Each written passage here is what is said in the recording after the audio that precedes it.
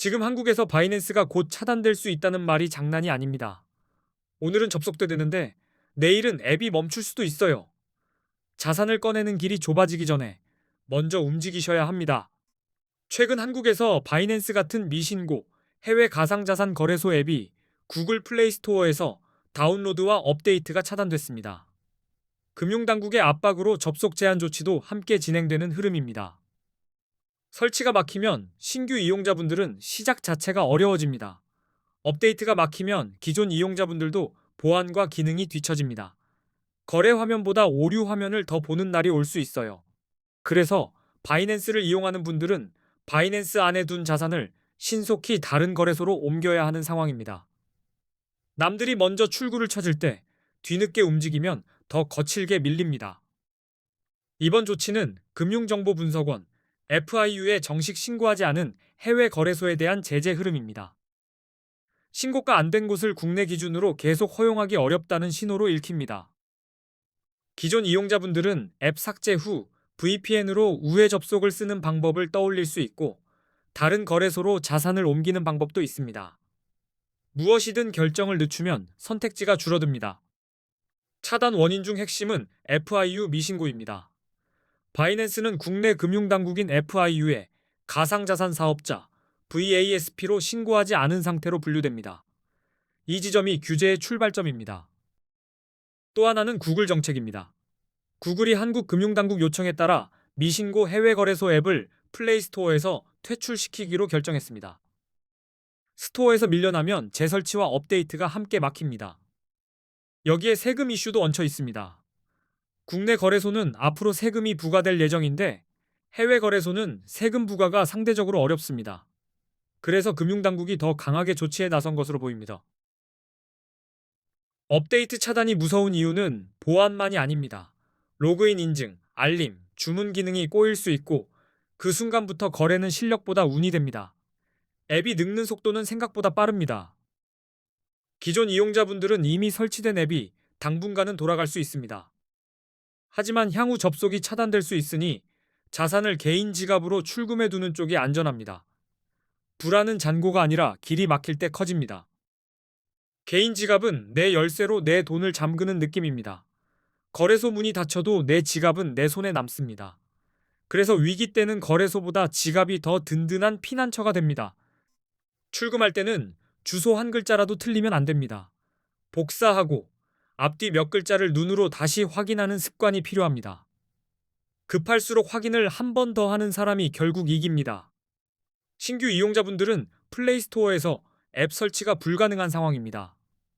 웹사이트 접속도 제한될 수 있다는 말이 나오니 앞으로는 시작 자체가 더 빡빡해질 수 있습니다.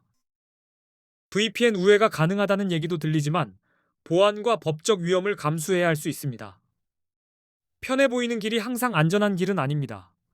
우회는 해결이 아니라 선택의 비용입니다.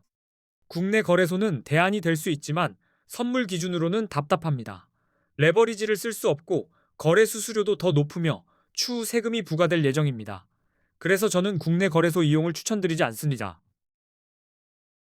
지금 이번 사태로 한국인들이 가장 많이 가입하고 이동하는 거래소 5곳을 비교 분석해 두었습니다. 사람들이 몰리는 곳엔 이유가 있고 이유를 알면 선택이 빨라집니다. 이 5곳은 원화 입금이 가능하고 한글 지원도 됩니다. 수수료도 저렴한 편이라 단타나 선물에서 부담이 줄어듭니다. 환경이 좋아야 실력도 편하게 나옵니다. 그 중에는 가입 시 $100를 지급하는 이벤트를 진행하는 곳도 포함되어 있습니다. 이런 이벤트는 덤이고 핵심은 거래가 끊기지 않는 안정성입니다. 그래도 공짜는 기분이 좋아집니다. 원화 입금이 된다는 건 이동 속도가 빨라진다는 뜻입니다. 한국에서 자금이 들어오고 나가는 통로가 편하면 시장이 급변할 때 대응도 빨라집니다. 입금이 막히면 전략도 멈춥니다. 한글 지원은 생각보다 큰 차이를 만듭니다. 급박한 상황에서 메뉴 하나를 잘못 누르면 손실이 됩니다. 언어가 편하면 판단도 빨라지고 고객센터 소통도 더 수월해집니다. 수수료는 눈에 안 보이지만 계좌를 계속 갉아먹습니다. 테이커, 메이커 수수료와 출금 수수료까지 합치면 체감이 확 달라집니다. 단타는 작은 비용이 쌓여 큰 차이를 만듭니다. 5개 거래소의 비교 정보는 고정 댓글에 정리해 두었습니다. 원화 입금, 한글 지원, 수수료, 이벤트까지 한 번에 볼 수 있게 해놨습니다. 영상 끝나고 바로 확인하시면 됩니다. 이제부터는 코인 선물 거래의 기본적인 단타법으로 넘어가겠습니다. 어떨 때 롱을 잡고 어떨 때 숏을 잡는지 초보자도 따라올 수 있게 기준을 잡아드리겠습니다. 현물은 현물과 달리 위로도 아래로도 수익 기회가 생깁니다. 방향만 맞추면 수익이 나고 방향이 틀리면 반대로 빠르게 밀립니다. 그래서 규칙이 없으면 감정이 운전대를 잡습니다. 레버리지는 작은 돈으로 큰 포지션을 잡는 지렛대입니다. 지렛대가 길수록 움직임이 커집니다. 레버리지는 속도를 올려주지만 실수도 같이 키웁니다. 선물에는 증거금이 있고 가격이 반대로 가면 리퀴데이션이 날 수 있습니다. 리퀴데이션은 강제 청산이라고 생각하시면 됩니다. 한번 터지면 다음 기회까지 거리가 멀어집니다. 증거금 방식에는 격리와 교차가 있습니다. 격리는 한 포지션만 따로 관리하는 느낌이고 교차는 계정 전체를 같이 쓰는 느낌입니다. 구조를 모르고 들어가면 왜 터졌는지도 모르게 됩니다. 수수료도 중요한데 테이커와 메이커가 다르고 포지션을 들고 있으면 펀딩피도 오갑니다. 단타는 수수료가 낮을수록 유리합니다. 발목에 모래주머니를 달고 달리면 힘이 듭니다. 주문 방식도 익혀두셔야 합니다. 마켓은 즉시 체결, 리밋은 원하는 가격 대기, 스탑은 특정 가격에서 자동 발동입니다. 단타는 주문 한 번이 결과를 바꿉니다. 비트코인 같은 암호화폐는 변동성이 매우 크기 때문에 진입 타이밍이 중요합니다. 먼저 롱과 숏의 개념을 정리하고 그 다음에 진입 신호를 살펴보겠습니다. 개념이 흔들리면 신호도 헷갈립니다. 롱 포지션은 비트코인 가격이 오를 것이라고 예상하여 진입하는 매수 포지션입니다. 쉽게 말해 가격 상승에 베팅하는 것입니다. 상승 파도에 올라타는 선택입니다. 숏 포지션은 비트코인 가격이 떨어질 것이라 예상할 때 진입합니다. 가격 하락에 베팅하는 것이 숏 포지션입니다. 내려가는 구간도 기회로 바꾸는 방식입니다. 롱은 차트에서 강한 상승 추세가 보일 때 유리할 수 있습니다. 비트코인이 상승 추세에 있고 여러 차례 고점을 높여가며 상승하는 경우라면 롱 쪽이 더 편합니다. 가격이 오르는 동안 저점도 같이 높아지면 흐름이 탄탄해집니다. 눌림이 와도 바닥이 무너지지 않으면 매수 세력이 버티고 있다는 뜻일 수 있습니다. 이런 구간이 롱의 무대입니다. 기술적 분석에서는 50일 이동평균선이 150일 이동평균선을 돌파할 때 골든 크로스라고 부릅니다. 이는 강한 상승 신호로 해석됩니다. 추세 전환의 깃발 같은 장면입니다. 이동평균선이 정배열로 펼쳐지고 가격이 그 위를 지키면 상승 흐름이 유지될 가능성이 커집니다. 단타라도 큰 흐름을 타면 마음이 덜 흔들립니다. 바람을 등지고 달리는 느낌입니다. 거래량이 증가할 때도 롱 근거가 됩니다. 가격 상승과 함께 거래량이 늘면 시장 신뢰도가 높아진 신호일 수 있습니다. 힘 있는 상승은 거래량이라는 발자국을 크게 남깁니다. 뉴스도 반드시 확인해야 합니다. 규제 완화, 대형 기관 투자자 진입, ETF 승인 같은 긍정 요인은 가격을 상승시키는 요인이 될 수 있습니다. 이런 뉴스가 나올 때 롱이 유리해질 수 있습니다. 다만 뉴스만 믿고 뛰면 낚일 수 있습니다. 차트가 받쳐주는지 거래량이 따라오는지 같이 확인해야 합니다. 호재가 확신이 아니라 확인의 재료라는 점이 중요합니다. 숏 포지션은 비트코인 가격 하락이 예상될 때 진입하며 차트에서 하락 추세일 경우 유리합니다. 가격이 지속적으로 낮아지는 패턴, 특히 저점이 계속 낮아지면 숏이 자연스럽습니다.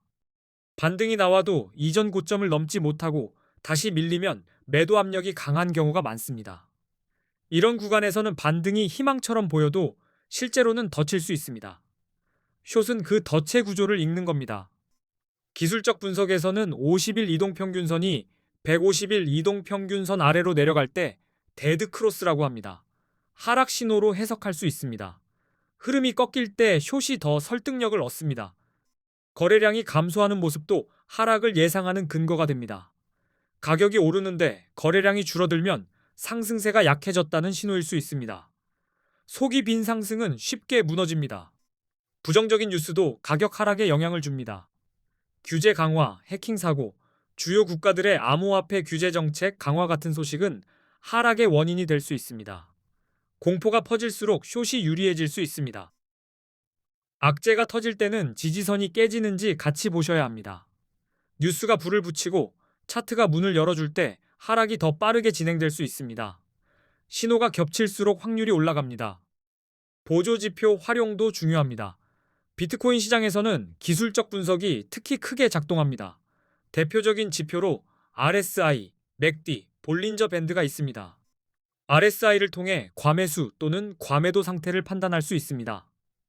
RSI가 70 이상이면 과매수로 해석되어 숏을 고려할 수 있고 30 이하이면 과매도로 해석되어 롱이 유리할 수 있습니다. RSI 수치가 극단인데도 가격이 더 못 움직이면 힘이 빠지는 신호일 수 있습니다. 반대로 지표가 낮은데 가격이 더 안 떨어지면 바닥 힘이 생길 수 있습니다. 지표는 단서이고 차트가 결론입니다. 맥디는 트렌드 전환을 볼 때 도움이 됩니다. 선이 교차하거나 히스토그램이 방향을 바꾸면 시장의 호흡이 달라졌다는 신호가 보입니다. 타이밍을 더 또렷하게 만들어주는 보조 엔진입니다. 볼린저 밴드는 시장의 변동성과 트렌드를 함께 보여줍니다. 밴드가 좁아지면 조용해진 시장이고 갑자기 벌어지면 변동성이 커질 수 있습니다. 상단은 과열, 하단은 공포의 구간일 수 있습니다. RSI, 맥디, 볼린저 밴드를 함께 쓰면 한쪽만 보고 달리는 실수가 줄어듭니다. 추세 거래량, 뉴스와 지표가 같은 방향을 가리킬 때 진입하는 게 핵심입니다. 신호는 합쳐질수록 강해집니다. 단타에서는 타임프레임을 나눠보면 더 안전합니다. 큰 흐름이 상승이면 작은 조정에서 롱이 편하고 큰 흐름이 하락이면 작은 반등에서 숏이 편합니다. 큰 바람을 거슬러 달리면 지칩니다. 진입은 빠르게 하는 게임이 아닙니다. 근거가 충족될 때만 들어가는 습관이 쌓이면 한 번의 급등 꼬리에 흔들리지 않습니다. 단타는 손이 아니라 기준이 빠른 사람의 게임입니다. 정리도 진입만큼 중요합니다. 목표 구간을 정해 수익을 챙기고 기준이 깨지면 빠르게 정리하는 습관이 필요합니다. 안전벨트가 있어야 속도를 낼 수 있습니다. 매매가 끝나면 트레이딩 노트에 한 줄만 남겨도 실력이 빨리 자랍니다. 왜 롱을 잡았는지, 왜 숏을 잡았는지 적어두면 다음엔 더 담백하게 들어갈 수 있습니다. 기록은 최고의 코치입니다. 따라서 비트코인 롱 포지션을 잡을 때는 상승 추세와 긍정 신호를 확인해야 합니다. 골든 크로스, 거래량 증가, 긍정 뉴스가 겹치면 롱이 더 유리해질 수 있습니다. 확률을 쌓아 올리는 방식입니다. 숏 포지션은 하락 추세와 부정적인 신호를 근거로 결정해야 합니다. 데드 크로스, 약한 거래량, 부정 뉴스가 함께 나오면 숏이 유리해질 수 있습니다. 흐름이 꺾인 시장에서는 숏이 자연스럽습니다. 고정 댓글에는 한국인들이 많이 이동하는 거래소 5곳 비교와 함께 정말 유용한 꿀팁도 정리해 두었습니다. 원화 입금, 한글 지원, 수수료, $100 이벤트까지 한 번에 확인하실 수 있습니다. 오늘 내용이 코인 단타에 도움이 되었으면 합니다. 앞으로도 좋은 영상 많이 올리겠습니다. 끝까지 시청해 주셔서 감사합니다.